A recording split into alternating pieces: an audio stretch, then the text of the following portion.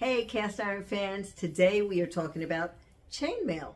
Are you familiar with this? Have you ever used it for cleaning cast iron? Well, we're going to check it out today and see just how well chainmail. That's what we're going to do on these cast iron pans today, where I did some of the things that they say you're never supposed to do, like make an egg in cast iron, or to let something really sit in the cast iron and get super dry.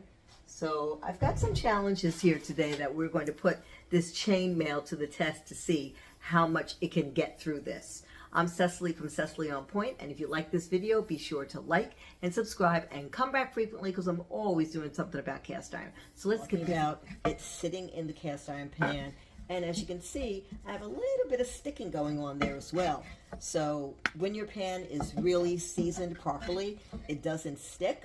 But this got kind of charred and now it's sat for a while. So this is definitely going to be a job for the chainmail to see just how well the chainmail is able to fix this up. First thing I want to do is really run some hot water inside this pan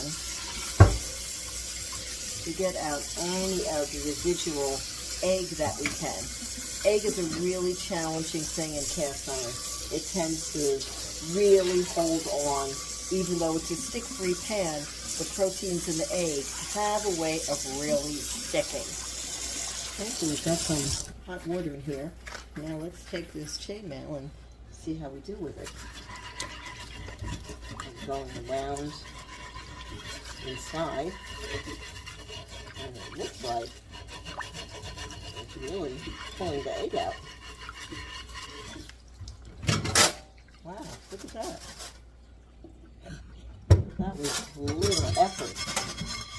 Let's take our paper towel and dry it to be sure that it's all clean. And look at that. It is all clean. That is amazing. Wow. Okay, now we just have to oil it up. What I want to do now is warm it up on the stove. This, of course, is going to ensure that it's completely dry, and this way also all of the oil can get absorbed into the pan. I'm going to warm the pan too much. We just want to make sure that it's completely dry, which it is. And now I'm currently using Crisco, is my lubrication of choice right now. So I'm going to put just a fingerful of Crisco on a paper towel and go ahead and completely oil the bottom of the pan. I'm going to bring it a little closer so you can see. All along the sides, completely lubricating the handle, just around, not the bottom, but just the edges. And I want to let that sit for a couple of minutes so it can all get absorbed and really go in to this pan. My cast iron microfiber towel that I use, and just wipe out the excess so that it's not too much oil in there to get sticky or for it to pool. And most of this will get absorbed, but you do want to take out your excess. And look at that. As this cools down, because it's still warm, it will absorb some of that oil. But can you believe an egg was cooked in this? Hard to believe. Really pleased so far with the chainmail on the everyday clean. It took the egg out of this pan beautifully. An egg is really tricky coming out of a cast iron, so I really liked this, and we just used the chainmail, hot water, moved it out. Now the real test is going to be us trying to move that fish out of the bigger pan. So the chainmail did great with the egg, but look at this now with the fish. The cooked on salmon, little stuck. I'm going to work to get some of this out. But this is we're going to need to use the salt method so that we can neutralize it and get that fish flavor out. So we're going to use salt and the chainmail. So let's look and see how we can get this done. Okay, so I'm taking out as much of this salmon as I can. I just want to scrape that out of here. No matter what method you're using, get as much of the food out as you can. And this is a good example of what happens when you don't wash it right away and you get that stuck on. You know, the waiting for breakfast, didn't jump up and do it, and now you've got this. But that's okay, because our new chainmail is going to get it up. Okay, so we want to get rid of all that. As I mentioned, because we're dealing with fish here, we're going to do our salt method. So we want to completely cover the bottom of the pan with salt. As you may know, the salt acts as a natural abrasive, and it will not destroy or compromise your seasoning. So that's why salt is always a good alternative for neutralizing your pan and really getting out any tough things that may be stuck on. Sticking in your cast iron is not something that it really will do regularly, because when it's seasoned properly, that's not a problem to have. Okay, but I think we've got a good amount of salt there on the bottom. Chainmail that's already kind of wet just from working. So let's go ahead into the pan with it and start scrubbing. Moving it out nicely. Not a lot of effort here. A little bit of hot water.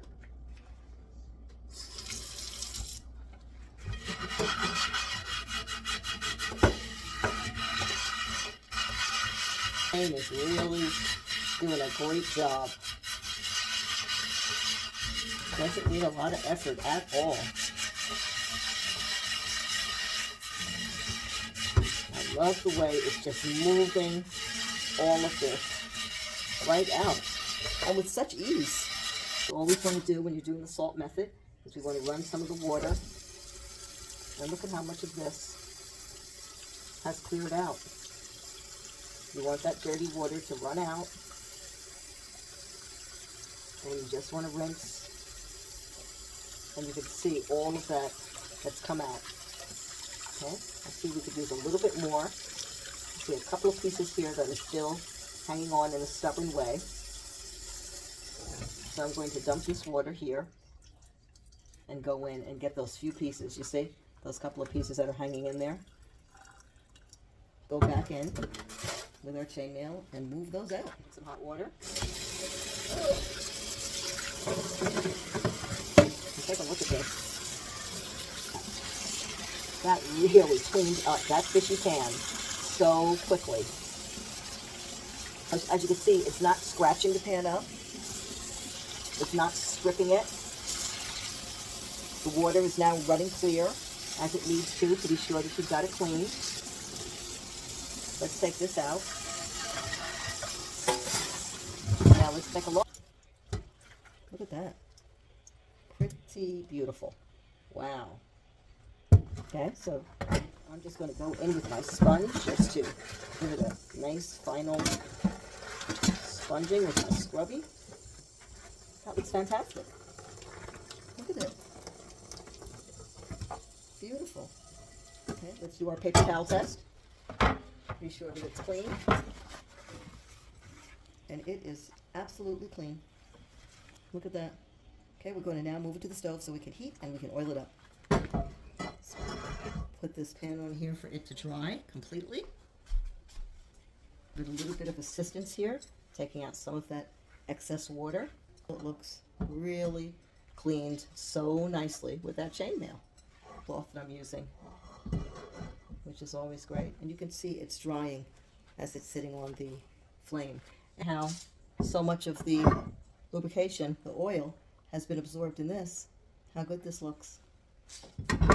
Really cleaned nicely. So I'm turning the heat off now onto the pan, and I'm taking my finger's worth of Crisco, which I'm using right now, and I'll pull this so that you can see, because the pan is still warm, so that I'm putting all of the Crisco along the sides and the bottom, the handle, and again we're just going to let this sit so it can really absorb.